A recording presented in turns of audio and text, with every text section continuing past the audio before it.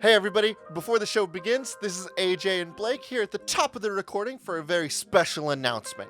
You see, we here at Spiritual Successor Games, we got some big news around here, right? We're a little bit late on it. We've been doing the show for, God, Blake, how many episodes has it been now? This is episode 100, the big 100. 100 hours of you and I sitting and dicking around for 100 hours. I don't even know how many games that is. So it's like it has to be at least like we talk about. I would hope it's 100 games. I hope that we are able to hit like one an episode. Well, I mean, of course we hit one an episode, but like we've also like discussed a bunch of other games in that time. But either way, so this is episode 100, and we were like, all right, we got to do something fucking big. And AJ said this before recording. Us doing something big is making a delivery on a promise we made 4 months ago. Yeah, baby. Hey, we're doing great. So we decided to do some really big news, and that is make good on our dues. So, thanks to all of you lovely listeners, about 3 months ago, we hit a huge benchmark, and that was getting enough money through all of you to open up our own merch store. And after an extra little bit of undetermined amount of time that I don't really want to do the math because it makes me feel bad, we finally got there. We now have a merch store. If you want a sweet shirt, want a sweet hat, you want some stickers, they're all there. But you know what? That's just the side of it. That's not the most important That's just the side. thing. That's not even the big thing about this. Like, oh, look at the SUCC boys. They're finally doing the thing that was owed. No. We give more. So the thing that we wanted to do to celebrate... We don't stop at keeping our promises. We go beyond. So, serious thing. We decided that it would be super fucking cool to use this little modicum of kind of this circle of influence we have been so grateful to have built, and you lovely audience. Every piece of merch we sell within this next month is going to be going to charity, and it's going to be a charity for disabled gamers. The charity is in the link in the description. It's called the Able Gamers Charity. It's you can read up on them. It's a wonderful charity. They are a charity dedicated to getting controllers, specialized controllers, and other devices and events built for special needs people, where they can get together and game. And that's like super fucking awesome and super wonderful. And we thought we wanted to go the extra mile. So like any profit we make from this next month is going directly to charity. We're really excited and really happy we get to do this thing. And we're so grateful for our patrons for helping us reach that goal. Thank you for being patient. We understand it took forever. But hey, those designs need some spice. They needed some spice. They needed that time, They needed time to incubate. We needed to take our time to take the logo that we had for 2 years and turn that into a t-shirt. Also, one of the shirts we have just says "suck" on it a bunch of times. We do have one specialty design, which is super cool. I do recommend that you all check that out. So, like Blake said, the link to the charity Able Gamers, as well as a link to our merch store, will both be in the description down below, and they will be part of those descriptions for the next month. With that being said, let's go ahead and get on to the show.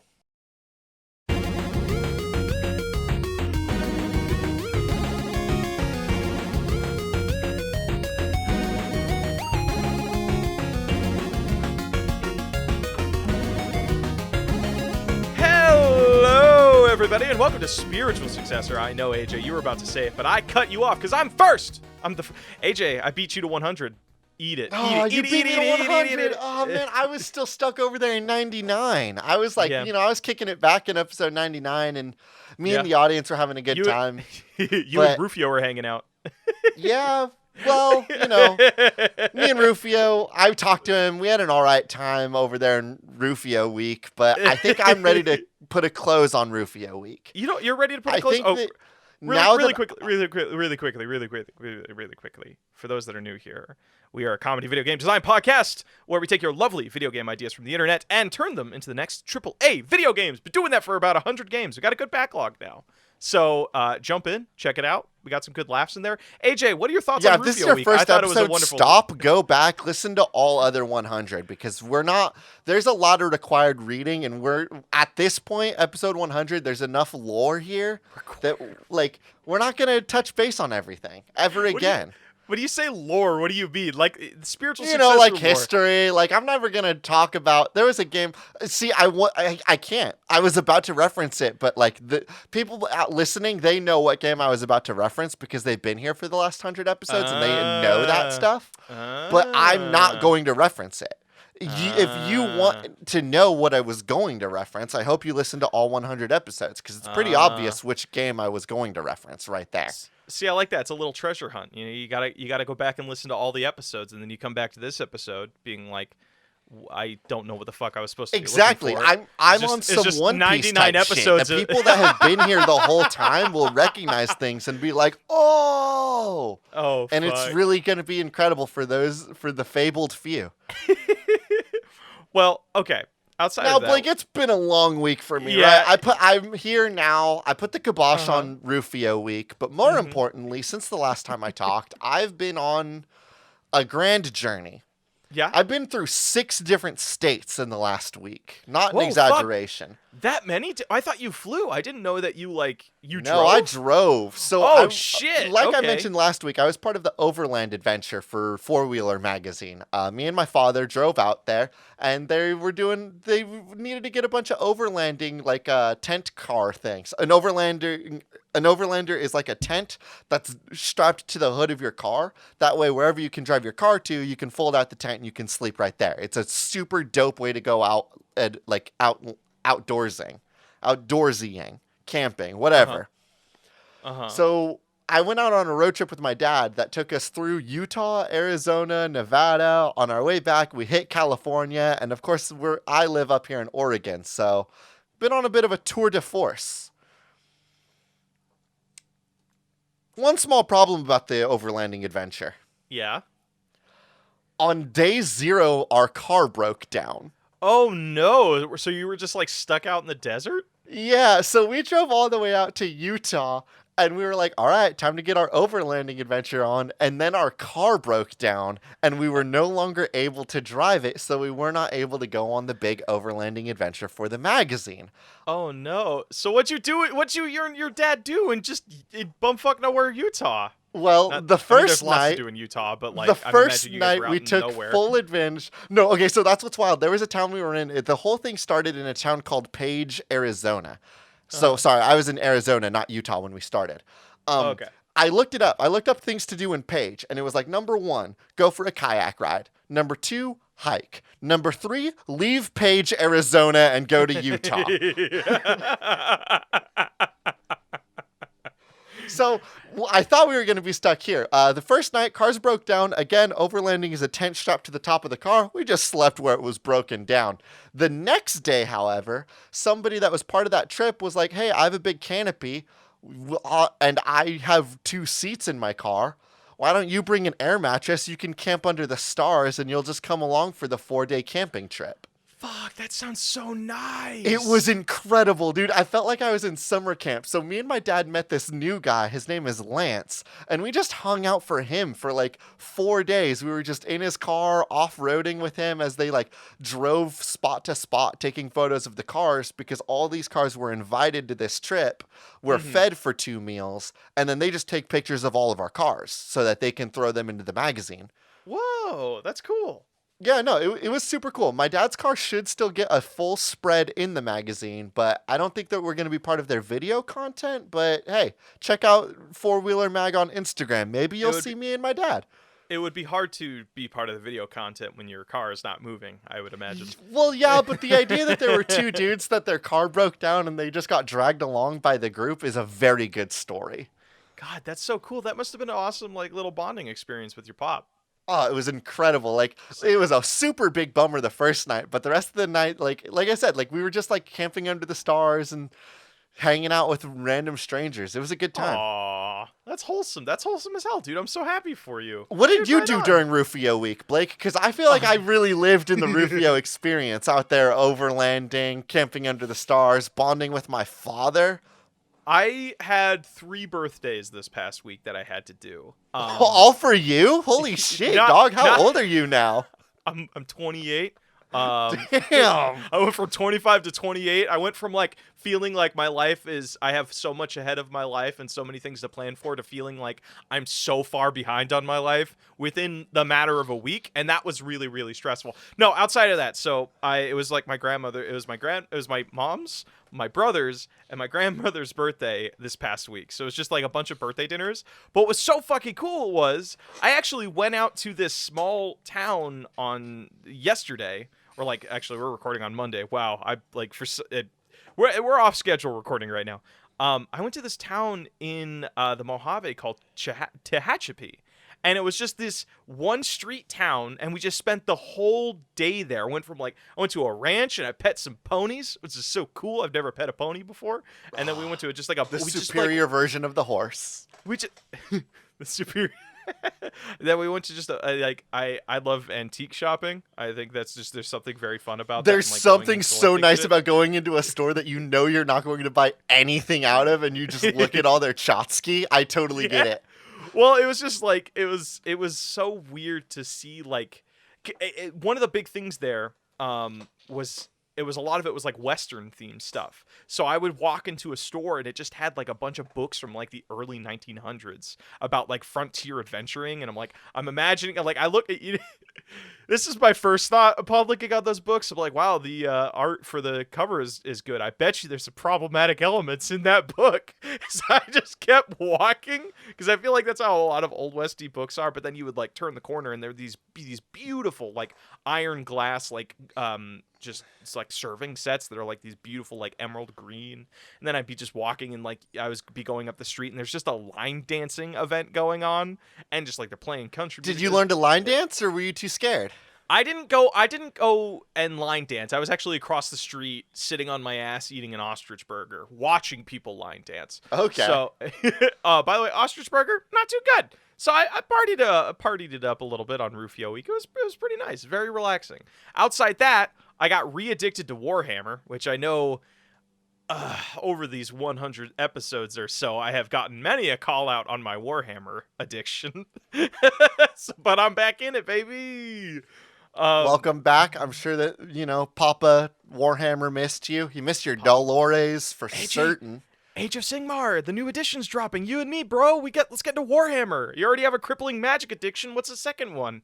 What's the second gaming addiction that you I'm crippled enough with the magic addiction, dog. Yeah, you're on man, if I get these you're on that singles game now, aren't you? Yep, I started buying singles. So right before Rufio Week started, I went to a card shop and I bought singles for the first time. I spent like $40 on my deck, building a really cool Karlov commander deck.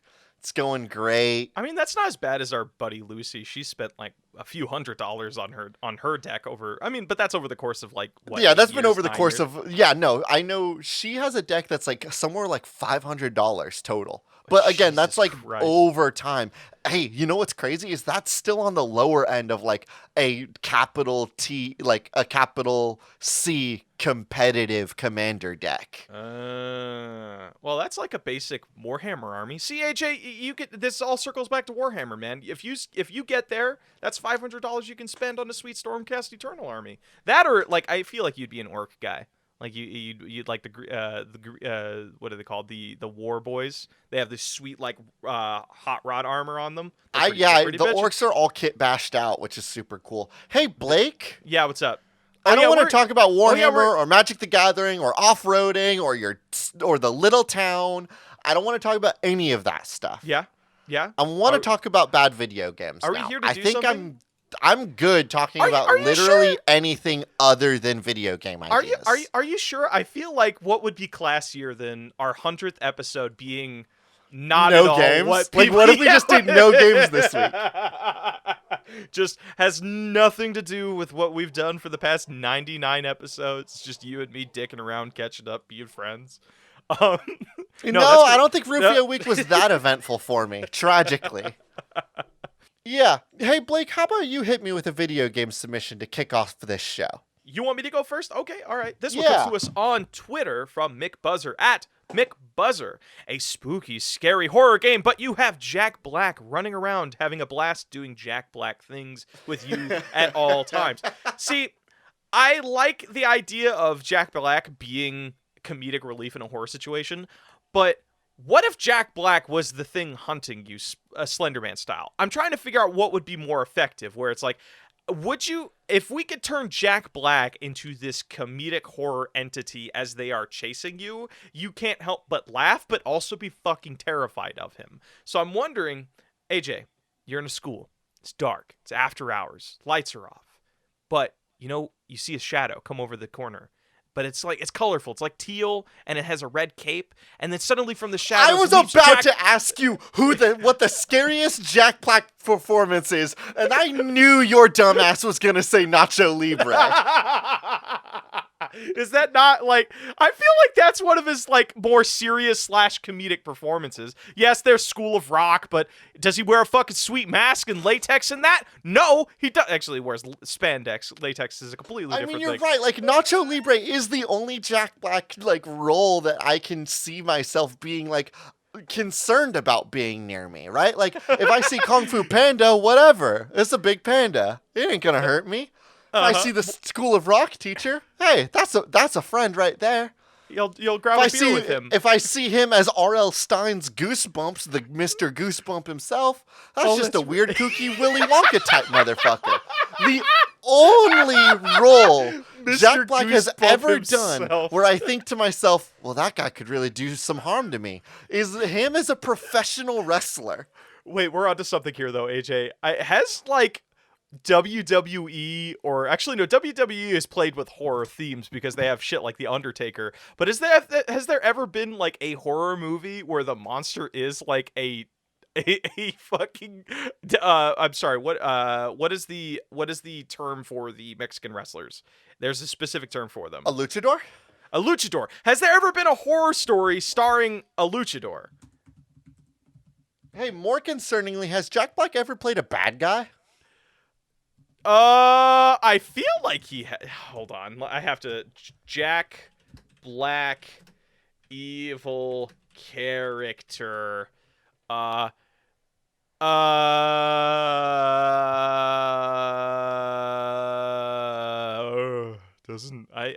look like it. He's always been kind of that comedic fun guy. Jack Black was in Demolition Man? Okay, you're looking at the same article I am right now from Uproxx Media. Jack Black played a bully in a lot of movies you probably forgot he was in. He was apparently in a commercial, or he was apparently in Demolition Man. He was apparently in Neverending Story 3 as a bully. He apparently was in the X-Files as a bully. Yeah, he was in the X-Files. He was also in Waterworld. Dude, he was in fucking Waterworld. Oh my god. Okay. So what do we need to do to Jack Black to make him villainous? Let's start there. If we want to turn Jack Black into a villain, sharper eyebrows. See, you're wrong though, because if I see Jack Black with sharp, angry eyebrows, I'm gonna think to myself, "Hey, look, it's the dude from Tenacious D." Yeah, that's right. He does have weirdly not manicured. Man, words are hard today. Trimmed eyebrows. Fuck, God, why are words so hard? Why am I in a word medium? Simply shaped like a friend. There's nothing you could do to make me fearful That's why you him. put a mask on him. What you've done is you've tried to hide that he's Jack Black from me. And at that point, why is it Jack Black trying to murder me? No. Actually, here's the thing. Actually, let's use not Dead by Daylight. Actually, is it Dead by... No, it's not Dead by Daylight. What's the one where you're it's the asymmetrical game where it's the one person's the murderer and the other person's and then there's four survivors. You had it. That's Dead by Daylight. That's Dead by Daylight? Okay. So, imagine... I feel like Jack Black is very similar to that Korean pop boy person. He's just so hot, it's hard to find him scary. That's the aesthetic they're going for there. It's it is a person that is not horror being a horrific thing, and I feel Jack Black can do that well. It's Jack Black is one step away from one knife and a blood-covered face away from being this weird villain who's makes you laugh but is also extremely uncomfortable. And I Yeah, feel you know what it is Jack Black. Okay, you're right. Jack Black normally he isn't very scary. But I think that if very quickly, I think that what you can do is you can push Jack Black into a creepypasta vibe. You know what I mean? Hear me out. Jack Black has the same energy as Bugs Bunny in that I look at them and I see a friend. But if you were to take it, make the eyes black, throw blood over it, and then Photoshop a knife into their hand, now I'm like, uh-oh, that should be a friend. You know, honestly, I look at Jack Black and I feel like he could be everything Jared Leto wanted the Joker to be. Okay. So what you want is Jack Black's the Joker. Yeah, a kooky, because that's what he was going for. He was trying to go for this, like, unpredictable, like, but also charismatic sort of character, but he was just too much of an edgelord and a piece of shit in real life to pursue that role. Jack Black's the Joker would fuck so hard, dude. But actually, we've kind of already gotten that, though, because they did that with Jack Nicholson, who was kind of like that kind of charismatic, fun, like, hearty laugh sort of Joker. Jack Nicholson's the guy that you think of for, like, the hotel murder thing where he chases his wife with a bat. Yeah, and then his kid. Yeah. Wow, his kid must have been really fast on that tricycle if he was able to outrun a full-grown man, huh? There is no sequence of him running away on a tricycle. You have clearly not seen The Shining. Does the little kid not run away on a tricycle? No, he's going down the hallway on the tricycle, and that's where he runs into the twin girls, and they give him the vision of like the elevator escaping with all the blood. No, he is never running away on the tricycle. That's okay. That's very funny though. When I think of Jack Nicholson, I think of a bad guy. But you're right. A Jack Black Joker thing could work. Okay. So Jack Black is our murderer. We photoshopped him to have black eyeballs. He's got blood covering him, and he has a big knife. He probably doesn't say Shimon as much as we normally affiliate with Jack Black. Coward. He would still say it. I think he would say it when he's stabbing somebody. As he escapes the shadows and goes to kill somebody. That's when he fucking screams. So also, what is the game here? Is it a Slender Man type haunted house and Jack Black is there? With a knife? Yeah, you got to collect all the Tenacious D albums before Jack Black gets you. So you have to collect 8. It's the 8 pages system where you got to collect. Okay. You got to collect. Actually, there's 2 things we can do here. Actually, you know, what'd be really fucking cool. This is each level is a different Jack Black movie. And you have to collect 8 things in each of those areas. So like the first level is going to be it's going to be a concert hall where Tenacious D was going to be playing. You have to collect those 8 albums in that concert hall. As you collect more of those albums, more crazy shit happens, standard horror collectathon affair. But then as soon as you beat that, guess what? You got to go to a different Jack Black movie. Now you're in the martial arts temple from Kung Fu Panda. You got a bloody panda coming after you doing the classic Jack Black laughs. And then another level is fucking Venice Beach because he was in the Humans music video with Gorillaz, which was like a great music video, by the way. But I can't help but be creeped out by him. We're speaking about like when is Jack Black creepy? He's a little bit creepy in that music video because he's just like popping into frame, shaking his head, looking at you, and grinning slightly. It's a little bit unsettling, but still very cool. As you're saying, yes. So as you're saying. Could you hit me with the submission one more time? Sorry, I just needed to get on board with the idea of us creating Jack Black as a villain. What is the submission one more time? This one comes to us from Mick Buzzer. A spooky horror game, but you have Jack Black running around and having a blast doing Jack Black things with you at all times. I feel we can still keep to that submission. Yeah, no, Jack Black can do Jack Black things at me. Like, hyper aggressively. You know? The idea of Jack Black doing those funny TikTok sexy dances, but he has a knife in his hand, immediately more uncomfortable. I want to move on. Hey, AJ. Do you have a submission for me? Yeah, let me grab a submission. This comes from Deacon's Tot on Twitter at DeaconsTot_dev. Gamify a food delivery service. Along the lines of DoorDash and Postmates, bonus points if your success in the game affects whether or not you get your order and in what time frame. So you know what the problem is with games like PUBG? Mm-hmm. People say winner, winner, chicken dinner. Mm-hmm. But has anybody ever actually gotten a chicken dinner out of that? Has gotten a chicken dinner delivered to them? Yeah, I believe they did like a big contest, and the winner of it did get a chicken dinner shipped to them. See, it sucks that it was just a one-time contest. Mm-hmm. Here, AJ, let me hit you. Let me hit you with something. I like the submission, but you know what's on the rise right now? Self-driving cars. What if you created a game like, what was that Dorito Dash? That was the thing where you're playing the T-Rex that has to get around, collect Doritos across the city. What if you getting your food became a remote-controlled car situation where you got to be able to drive your car? If your internet connection sucks, guess what? You're going to be working on a delay here. So SOL. So what you were about to propose is the idea that you and I both order Uber. Or DoorDash. We're both oh, you know what? I could use a nice Sammy from the Carving Board, which is the greatest place to get a sandwich from in all of California. Bullshit. We're both ordering Taco Bell with Baja Blast because we gotta do our chasers, dude. It's a nice Friday. Actually, it's a Monday night right now. No, keep with me on the Carving Board because I want the steaks. These are the best sandwiches in California. Period. Okay. You and I both order it. We're sitting at different places. You live where you live. I live where I live. We order this thing, and DoorDash says, "Uh-oh, matchmaking in queue, match found." We now have to compete to drive this car to get it to where we are? So, are you saying we're both controlling this car? We're both controlling the same car. So it's like a tug of war, basically, where we're both doing this. So who's going to get delivered first?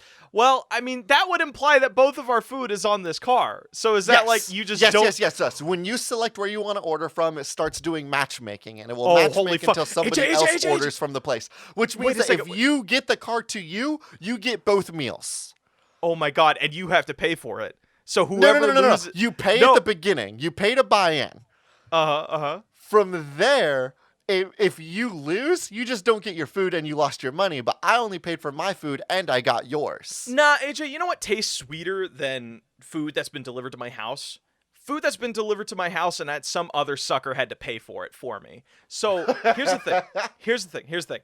You don't have to pay until it gets delivered to your house, until a winner is selected. So you and I both ordered Carving Board. I ordered some delicious buffalo mac and cheese sourdough bread sandwiches with kettle chips on the side. And I ordered their bohemian sandwich, a thing I have fantasized about weekly since I moved away from LA.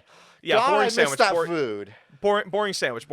So here's the thing. So the moment we both put in our orders, you and I get put into this game of whatever, and as we score points, it'll basically, as the car is going forward, we'll turn its direction towards one of us. So like, yes, say if whatever the match is, let's say it's a game of Pong, and we'll find out what the actual game is. It's a game of Pong. I score a point on you, I get to make the next turn. You score a point on me, you make the next turn. Yes. See, what's so fucked up about this is if you're losing, it just gets exponentially harder because it's got to go. So like if you and I are in opposite directions and it's like 2/3 of the way towards you, it's going to take so much time and energy for it to get closer to me because that's exactly. If we're doing like the middle point, it's like it's that means that I might just start playing sloppier, right? If I think that I've got this in the bag, I'm gonna play it a little bit sloppier. I'm gonna play with one hand instead of two. Like I got this in the bag. Oh my God. I wonder if this could like I don't necessarily see this thing happening for real, but part of me wonders if there is going to be something with automated deliveries like this on who gets preferenced, who gets their delivery first. Because I'm imagining like the real gamers get their food prioritized first, Blake. That's what this is like it's a gambling competition to get the food and the grub. What is the game though? Like let's look at some, like, Pong is a fine placeholder. Could you do a racing game, and depending on how you, like, who passes each other in the first, like, as the laps go on, could that dictate who gets, a race car game feels too obvious, is my big concern. We could do a Bubble Bobble, just classic. Is that what it's called? Bubble thing? I almost wonder if we could try to find something a little bit... something that's really big these days AJ, I don't want to do a fighting game because I would lose every single time if you and I were playing this game competing for our Taco Bell food. I would buy you carving board every fucking time. What if it was a fighting game like Jump Kick? Something like really simple, like a one-hit thing. Like it's all about the Yomi. It's all about who happens to get one up on the other. Yomi is like it's like a term for it's not. It's kind of like umami. It's the 7th secret flavor. It's like the mind games that are played in fighting games. Footsie. When people are playing a lot of footsie in fighting games, they're dealing with Yomi. They're trying to predict what the other one's gonna do right. AJ, you and I have played a couple fighting games. You and I have never done footsie, and I'm happy we haven't. It's because I don't need to. Oh, you don't? Oh, because you just win right out the gate. I've beaten you maybe once. I've won a round. Thank you very much. I think, I don't know, some fucking dumb fight. That's what I thought. Don't try to lie. So, I'm wondering, that actually brings up a good point. What if this is, we're thinking small game here, AJ. It's just 1 versus 1. What happens when, like, fucking multiple people are on this delivery truck? You get a fucking feast if you win, AJ. Oh, it's gonna be a real family dinner. Yeah, the Taco Bell orders is where like we're gonna be raking in the big meals, right? Like carving board, that's some like high octane 1v1 energy. But if I want a big meal, I'm gonna order from Taco Bell. I'm gonna get 5 Baja Blasts out of it, but I gotta beat 12 people. So you're right. It needs to be a game that we expect can have more than 2 players. It can't be just like a 1v1 jump kick type game. Mm-hmm. I wonder if there is going to be people out there playing this game that just subsist by playing this game because like they get so fucking good they just never have to pay for food anymore. They'll be so well fed from beating everybody at the game. Yeah, they're just gonna. What is the game?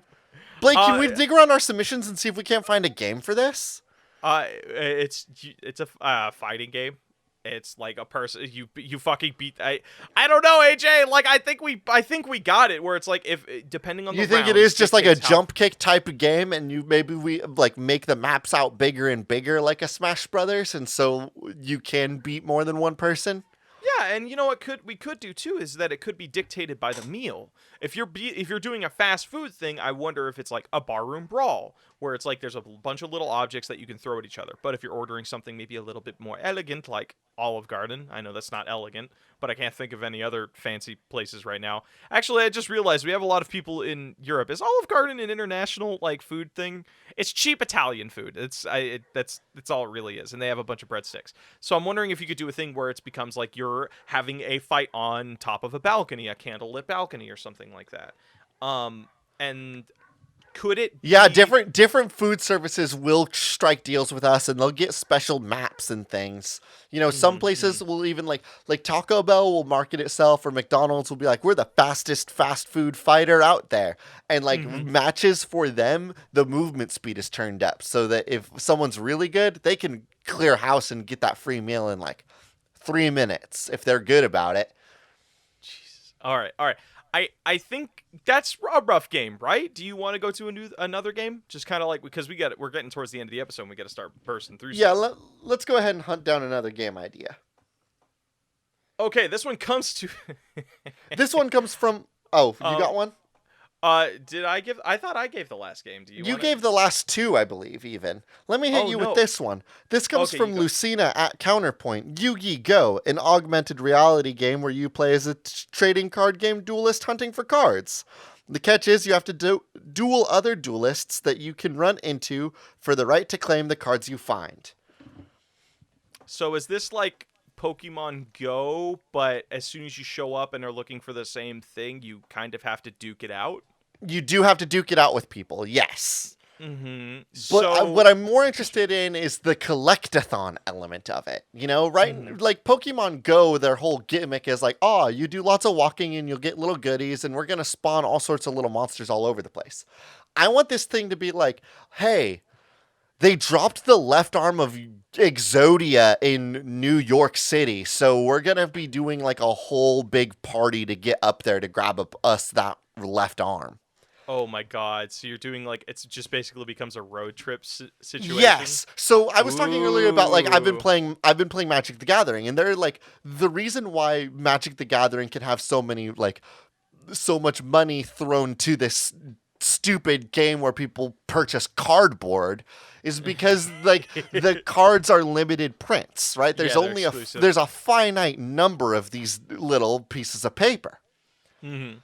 So what if we did that on one of those walking traveling games? It's Yu-Gi-Oh, but they're all NFTs. That's what I'm saying. Yes, it is a mobile like capital Go game, Yu-Gi-Oh. And every card is an NFT. They cannot be traded. You have to beat whoever else shows up there. Oh my god, so an NFT fucking spawns and you have to. But here's the thing though. This isn't, you know what, this isn't even like Yu-Gi-Oh! A better example would be Shaolin Showdown. Oh, fuck, that's kind of cool. So for those that don't remember Shaolin Showdown, it was this gimmick where there's a bunch of magical items out there in the world. And if you grab hold of a magical item, it's yours. But if two people grab hold of the magical item at one time, they have to be partaken in a Shaolin Showdown, where they use their magical items to fight each other. And the winner gets to keep the magical item that they both touched. So this Yu-Gi-Oh! Game would be a thing where we have a finite number of magic Yu-Gi-Oh cards that are propagated in the world. Trading them is incredibly difficult, and you will need to use a premium currency to do trading. And people will have to go on hikes to get the cool cards. Wait, AJ, okay, I have it. This is how we make it feel like an actual hunt to do it. I don't know how familiar you are with this, but did you follow any of the Cicada 2020-09, or I forget the numbering at the end of it? Did you follow any of that? I don't think so.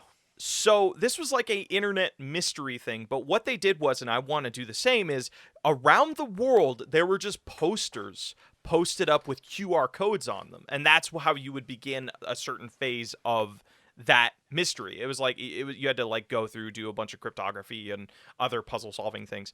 That's how that's our Shaolin Showdown item. So if two people show up and find this QR code, which is hidden like a freaking geocache, it's hidden. If two people find it at the same time, they got to duel with their existing cards for that item. So of course, like when you log into the game for the first time, you're going to get a bunch of commons that you can build a basic deck, so you have something to compete with, but then you get to go out and do the hunt like a geocache. I don't know if you've ever been geocaching. Yes. One of the fucking coolest things ever. This isn't just like a pay to play game. This is also a pay to win game. This is a hike to win game. Like if you were good about it and you've been paying attention, like Pokemon does that stupid thing where they're like, oh, come do the raids to get a legendary Pokemon, but I sure do hope that you showed up with 8 other people. Like, no. This is my hiking game. I want Blue Eyes White Dragon. I'm going to go there alone and hope that no one else shows up. And if someone else did show up, then I'm going to kick their dumb idiot ass in this card game and take my Blue Eyes White Dragon home. But it's hidden. Actually, here's the thing, though. How common do you think it would be for people to run into other people when a QR code incredibly common when we know that the cards are super rare.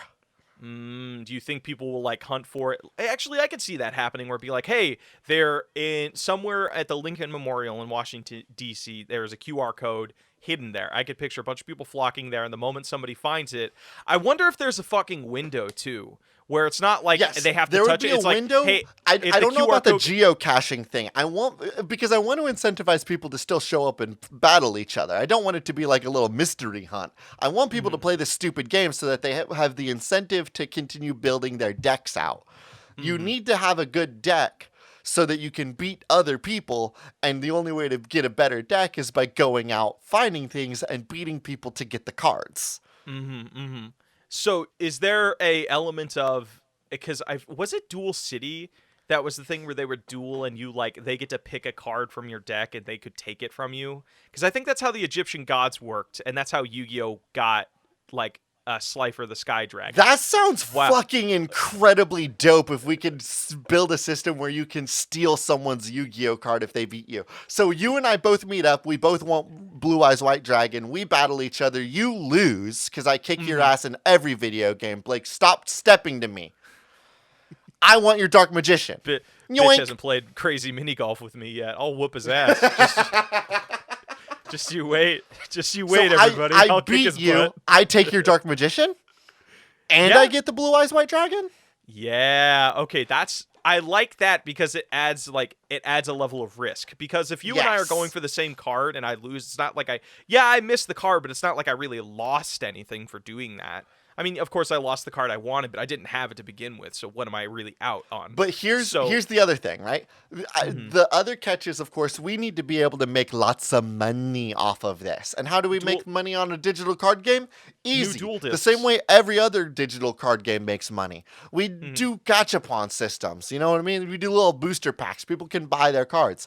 However, there will be cards that you can only get if they are generated in the world and you go out and fight your way for them. There will be some cards that will be painstakingly rare to show up, right? Like your Dark Magician Girl. Oh, you know people are going to cash up money for that. Idiots like me will cough up money for a Dark Magician Girl card.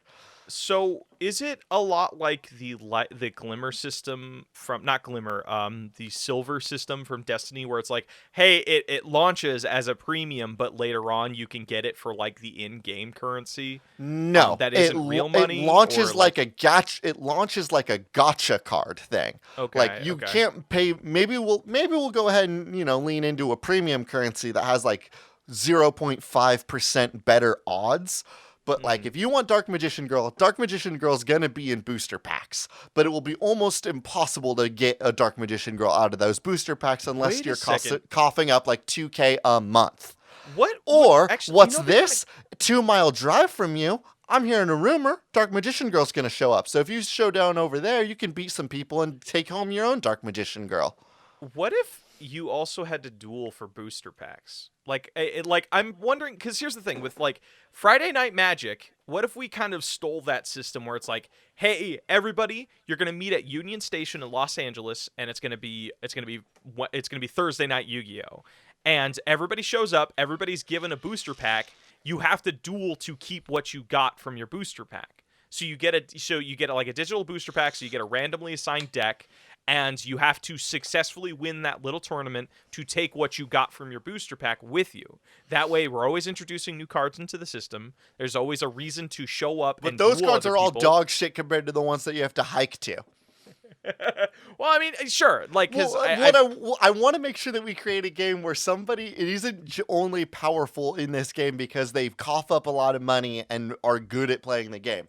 I want to create a game where you see somebody show up and they're like their calves are just yoked and juiced, and you're like, this guy, this plays a lot guy's of got Yu-Gi-Oh. all 5 pieces of Exodia, right? Like this guy's. There's no way that you have calves like that, and you show up wearing like baby shorts, and your thighs are also just fucking yoked. just shows. I want up the most and frightening fucking- thing in this game's whole community to be somebody in short shorts and juiced legs. Like Juiced that is legs. the most frightening thing to see out of a duelist. Somebody does that that's guy- willing to take those walks. Whoa, does that guy jock? No, he got all Egyptian gods, and he had to hike 30 miles through a desert to get there. It's just He's got the green-eyed white dragon. yeah. Try again. What? No, Try- this one's re- specialer. This one's it's specialer. You could try Red Eyes Black Dragon. That's another popular one. He's got the red eyes pink dragon, also Red Eye- specialer ooh, because he also had to very hike pretty. up to the top of Mount Hood. Mount Hood. Is that a mount? Is that There's a a mountain in Oregon. Don't worry, all my Ah. Oregonian listeners, we're out here. What's up, Oregonians? Rise up. All right, real quick. You have to climb Mount Shasta. We do a brand deal with Shasta Soda. At the base of the hill, there's going to be people handing out Shasta with QR And codes you get, on them. and you hike up to the top of Mount Shasta. You have to battle anybody else that shows up. The winner gets the Shasta Shaman, which is one of the most powerful Yu-Gi-Oh monsters. Shasta Shaman. Where does all of his magic come from? Well, he slams a Shasta Cola, burps real good, and then he could just cast infinite magic. He has, God, it's been so long. He has 9 life points. I don't know if that's, I don't know. Actually, that's not life points. He has 9 stars. Yeah, I get it. See, I still know the Yu-Gi-Oh lingo. Yeah, you still know the lingo. I still know you the and lingo. The other one person that plays Yu-Gi-Oh still know Fuck it. you, fuck you, fuck you, fuck you. It's available in Target. People still play Yu-Gi-Oh. Yu-Gi-Oh's not dead, even though I don't play it. Though I should. Even though you don't play it, and I don't play it, and none of the people that I play card games with play it. No, you know what it is? All my friends are fucking Magic the Gathering elitists. All of them. Every single one of them are like, Magic the Gathering's better. Okay. I'm like, no, it's not. It's just Magic the Gathering. It's not that we're Magic the Gathering elitists. It's that we're all bad at math, dog. Like, are you 26,000 hit point? Fuck you. I got my monster. It's got. They're always fucking. They're always like it's all fucking divisible by 10s. It's not that hard. It's like, oh, it's 2,600 minus 1,400. AJ, you got 1,200 more life points. That's still 26 minus 14, which is difficult compared to 6 minus 3. Yeah, but you also have to keep track. If you could keep track of 100 cards and how they all synergize to one another, you could do basic addition and subtraction. Don't come at me with like doing like, yeah, I spend 10 hours every day just mastering my my commander deck, which is 100 cards that all have to complement one another and build these complex fucking, what do they call it, machines or your conveyor belt? What's the terminology where it's like you have a machine going where it's like you have a land machine when you have like something that you can constantly rely on. I've heard that term used, engine. Yeah, you don't have terms like that in Yu-Gi-Oh! It's just you're looking at fucking people made of crystals beating the shit out of each other. You don't have terms like that in Yu-Gi-Oh!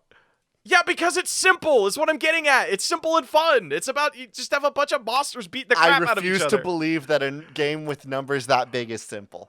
Blake Rhea, I think it's time for us to pick our nug. I'm still steamy, but I will pick a nug. I think it's either a Yu-Gi-Oh game or a Jack Black game. I think it's Yu-Gi-Go. Yu-Gi-Go? Okay, I'm down with Yu-Gi-Go. How can we... Okay, so a couple of questions with that. What are we calling it? What are the boss fights? And how can we expand upon that? Okay. First things first, it's called Yu-Gi-Go, because that name is too righteous. Yu-Gi-Go. Okay. Number 2, how do we expand it? Easy. We sell motorcycles. We get into the automotive business. This is a game that, walking, you have to walk to your destination, otherwise we won't count it. Unless you buy one of our motorcycles, in which case driving to a location does count. AJ, what the fuck are you talking about? I know what you're thinking. No, it's rental. No, it's rental e-bikes, because those are fucking huge right now. Yes. You have to get the same app to get an e-bike. And are we going to do the thing where they have to have the duel on the e-bike, which might even be which might be better because you're going to run into a fuck ton of accidents. We will run an event. There will be a couple cards that show up, you know what I mean? Like of course, Dark Magician Motorcyclist will of course be something that you have to duel somebody on a bike for. Sweet. You know what it is? Is the geotag for Dark Magician Motorcyclist is that geotag is constantly moving. So you need to stay near that geotagged location, but also somebody else will be in there also dueling. So you'll need to stay on your bikes battling somebody so that you can earn it. Real quick question. Do you know that there was a phase of Yu-Gi-Oh where they had to duel where they were on motorcycles? Yes, of course I know about that. I didn't know if you were pulling that out of your ass and just making stuff. I don't know where you stand with Yu-Gi-Oh. No, you shit on it half the time. I believe Yu-Gi-Oh 5Ds, which of course stood for duel, disc, deck, drive, and doter cycle. And you missed drift. Like one of the most obvious drift. Drift is such a good D word. Damn. Okay, I don't know where you stand on Yu-Gi-Oh, because I don't know like how much of it you've digested as a person. Because every time I talk to you about Yu-Gi-Oh, you're always like, Magic's better. And I'm upset. I still grew up with Yu-Gi-Oh! Are you kidding me? I loved Hogwarts. But it clearly did. Oh yeah, Yu-Gi-Oh! Yu-Gi-Oh! Dual. Hey, what was the name of that school? Can we start using that to erase Harry Potter from the social zeitgeist? Yu-Gi-Oh! Duel Academy is what I think. Hey, what's your Duel Academy house? My Duel Academy house? I'd say I'm the piece of shit Elitist blues are like pretty fucked up. I don't like those. I'd say I'm like I'm either Slifer because I'm a little bit of a rowdy boy, or I'm the tan or Raw, the tan one, which I think is like a good. Were there only 3, or did that one get 4 as well? I believe there is 4 because there's like an all like I think there's another class that wears all white, and I think they're like above Obelisk. I think.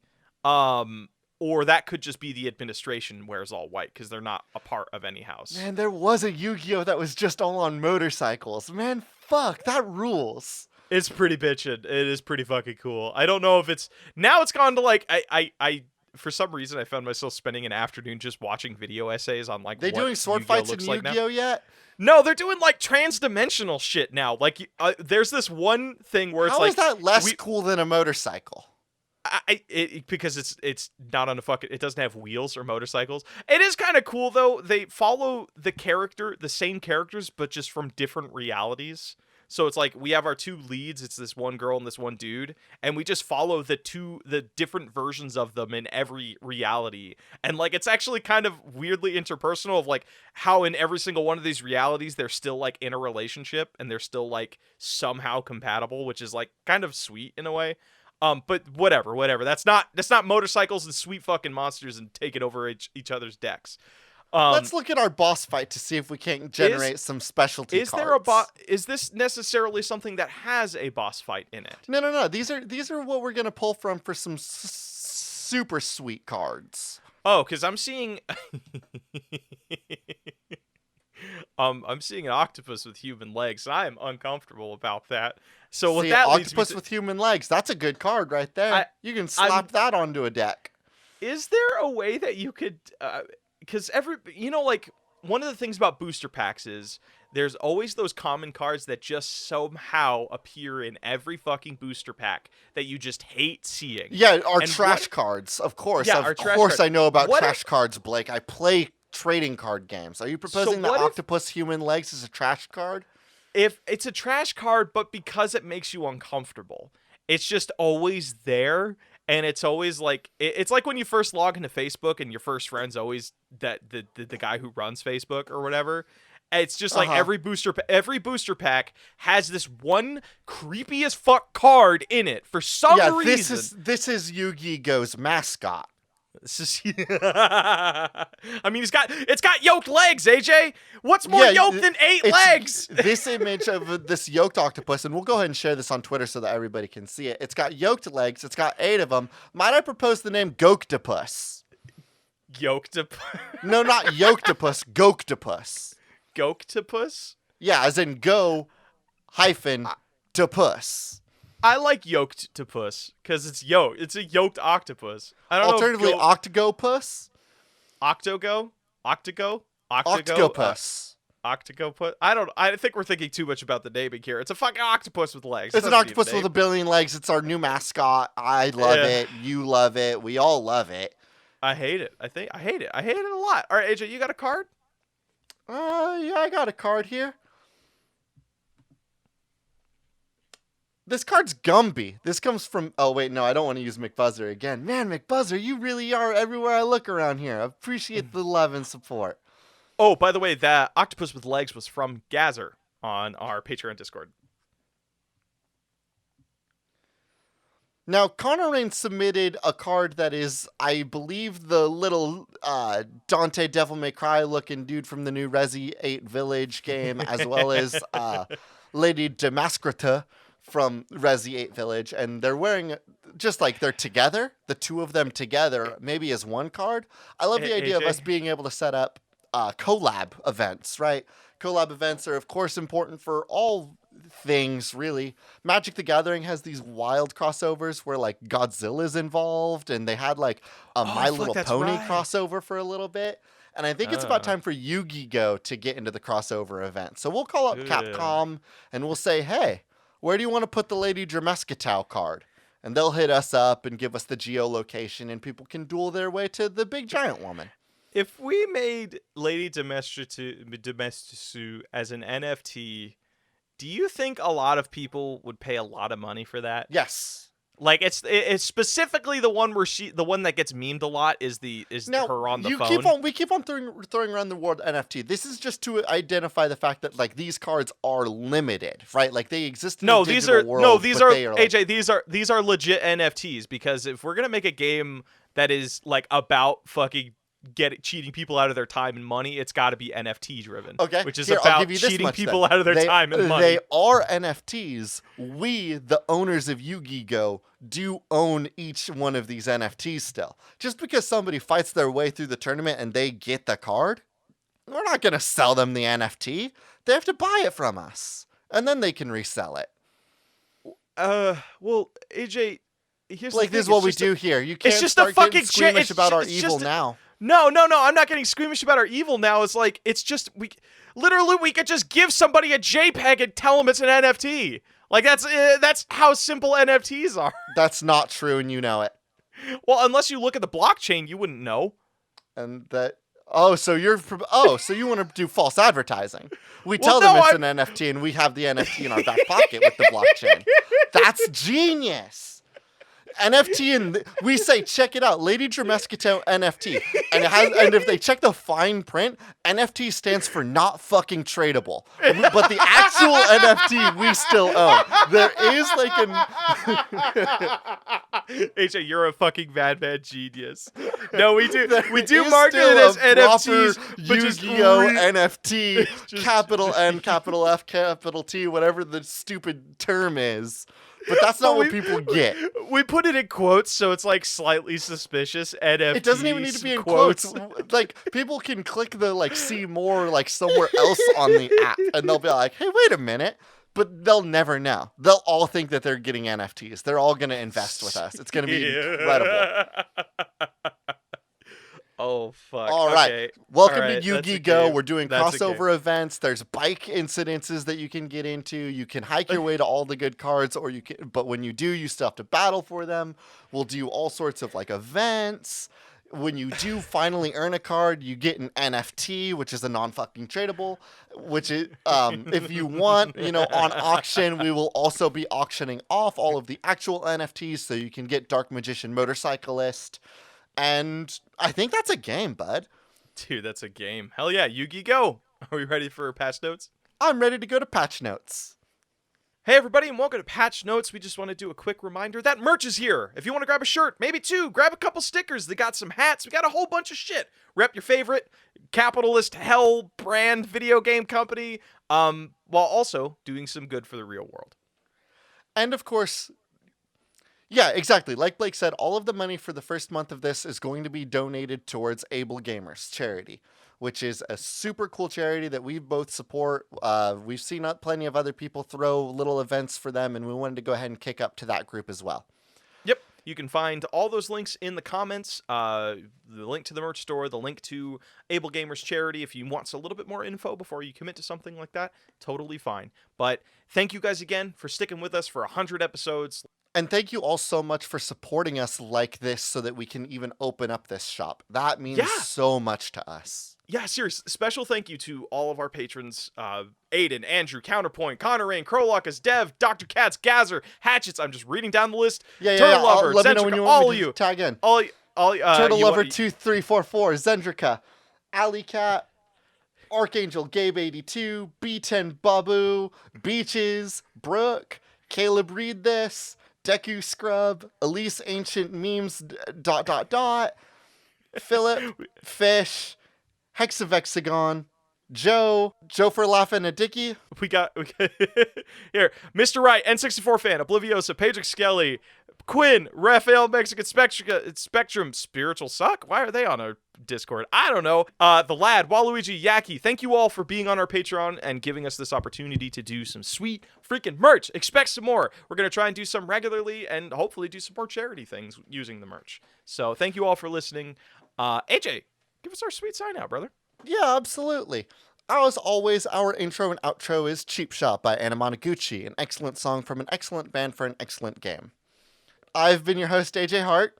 And I have been your other host, Blake Rea. This has been Spiritual Successor, and these are cool games that should not be made. Happy 100, everybody. Thank you for chilling out with us. Thank you very much.